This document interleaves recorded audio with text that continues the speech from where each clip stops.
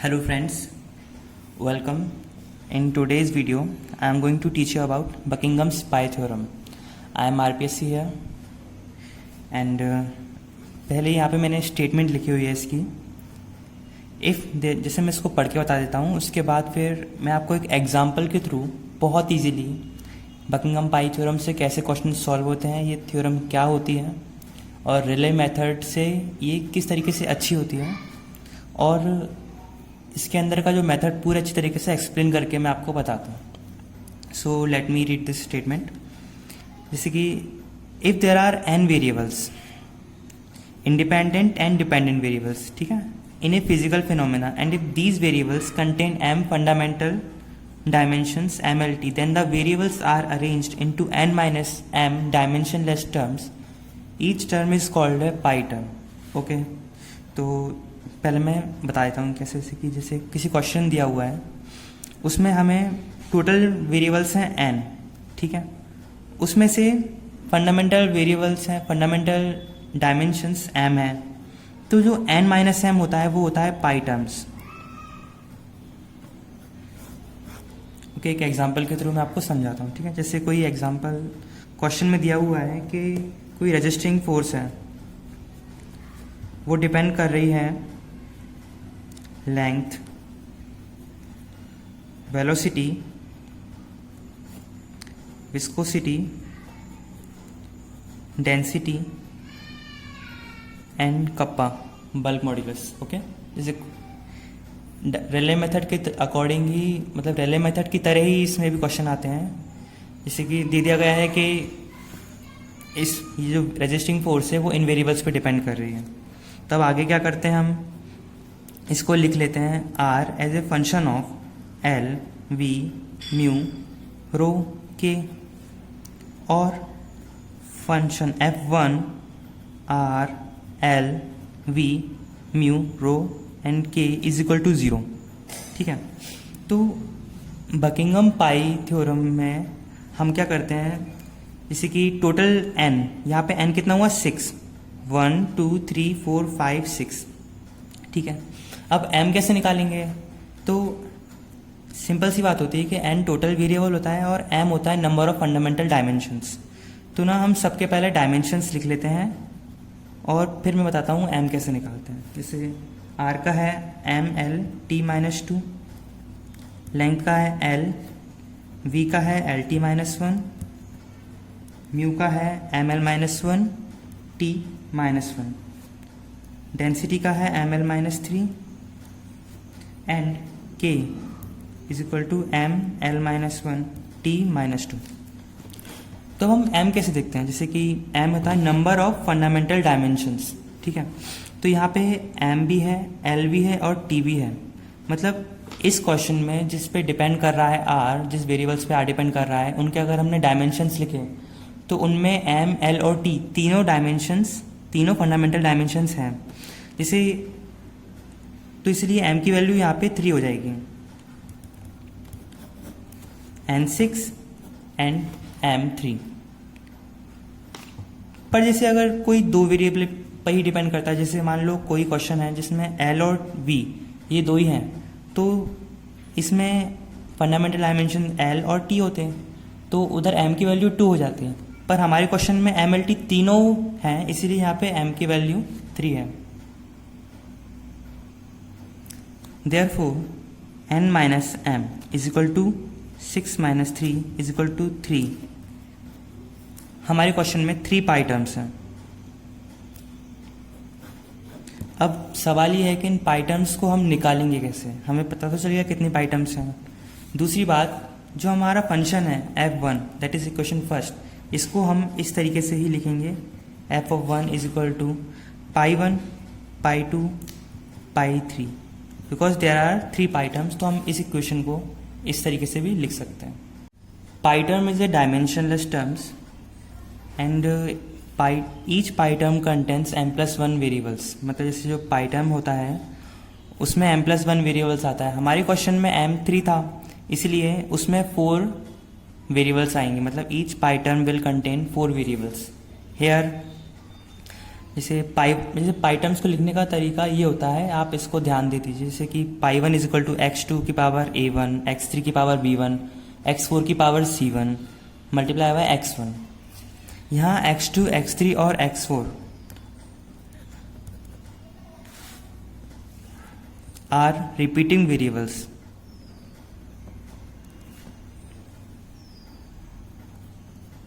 And repeating variables को आपको कैसे चूज करना है उसका एक मेथड होता है, तो मैं उस मेथड के बारे में आपको बताता हूँ अभी।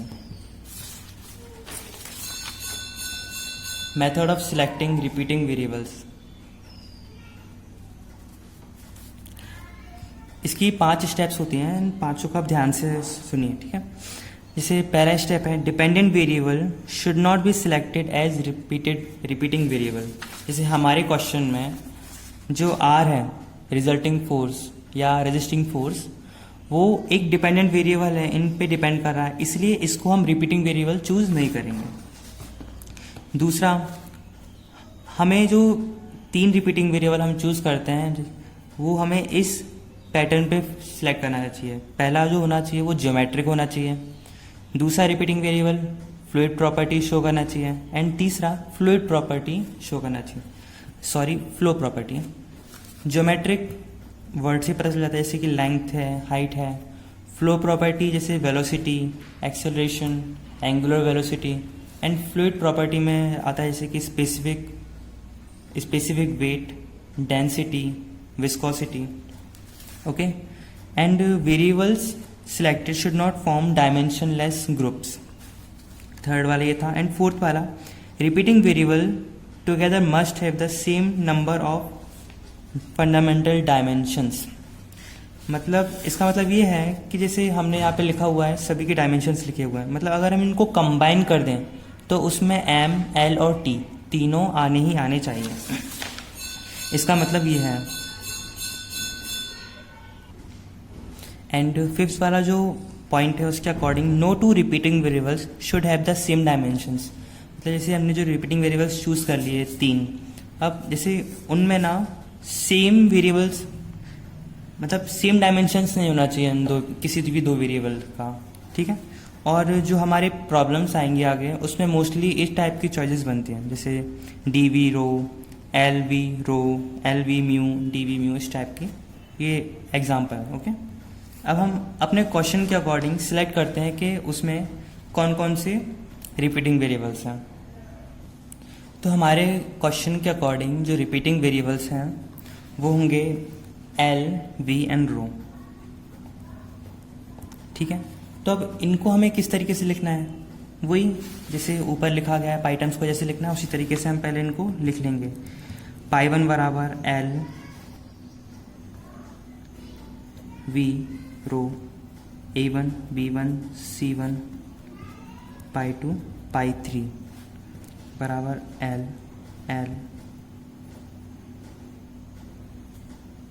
We rho A2, B2, C2, A3, B3, C3।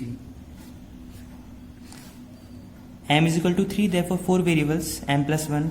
तो चौथा वेरिएबल जो हमारे बचा हुआ वेरिएबल, जैसे यहाँ पे 3 लिखे हो गए तो हमारे बचे कितने, टोटल तो 6 हैं, तो उन 6 में से जो 3 बचेंगे ना उनको हम यहाँ पे लिखते जाएंगे। तो बचा कौन कौन सा, आर बचा, एंड म्यू बचा है, एंड के। और जो हम बचे हुए लिखते हैं उनमें हम पावर नहीं लगाते। तो अब आगे क्या करना है, अब ये बन गया है सिंपल सा रिले मेथड टाइप क्वेश्चन।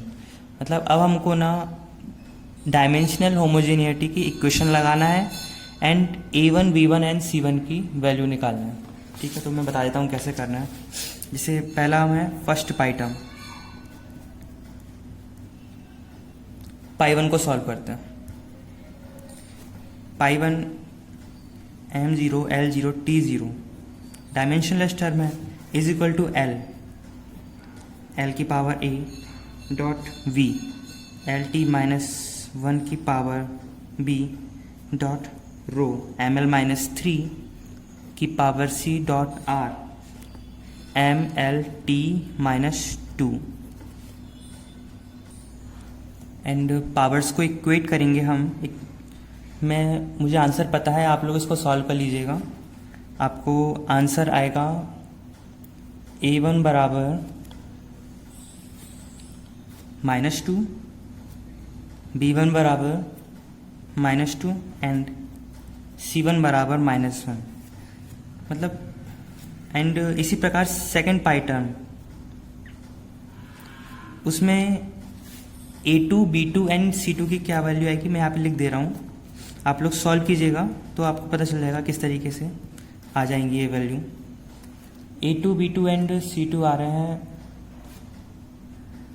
मैंने यहाँ पे मतलब जो हम इन तीनों इक्वेशंस को सॉल्व करेंगे तो जो वैल्यू आएगी A, V एंड C की, तो वो यहाँ पे मैंने लिख दिया है। अब इसके बाद क्या करना है, इसके बाद आपको पाई टर्म्स लिख लेना है। जैसे पाई 1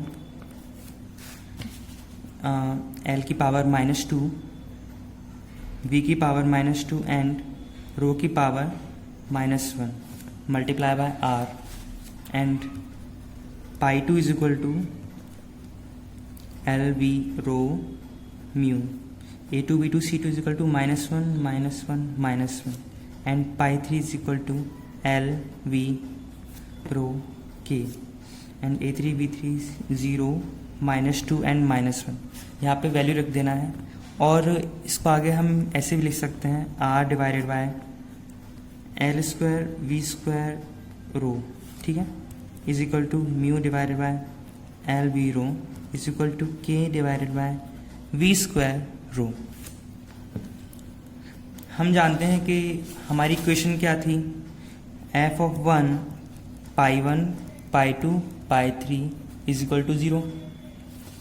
हम यहाँ पे इन पाई टर्म्स की वैल्यू सब्स्टिट्यूट कर देंगे और जो हमारे पास इक्वेशन आएगी वो ये है, f of 1 pi R divided by L square V square rho comma mu L V rho comma K V square rho बराबर 0।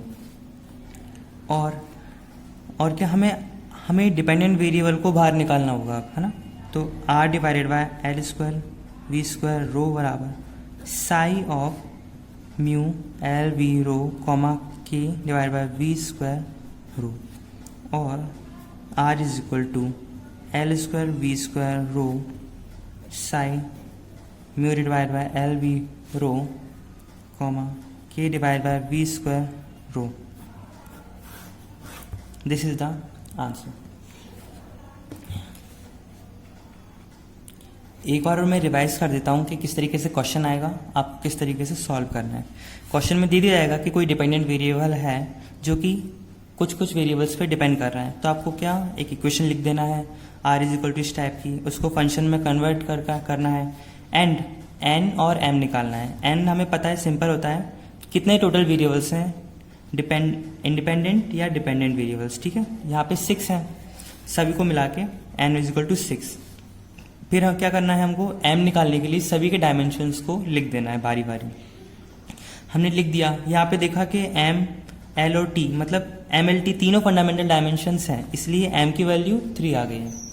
अब क्या n minus m is equal to 6, जो कि हमें n माइनस m करना ही होता है, मतलब 3 पाई टर्म्स हमें मिली है। तो हम उसको क्या करेंगे, जो हमारा फंक्शन है उसको हम इस तरीके से लिख लेंगे f1 pi 1 pi 2 and pi 3।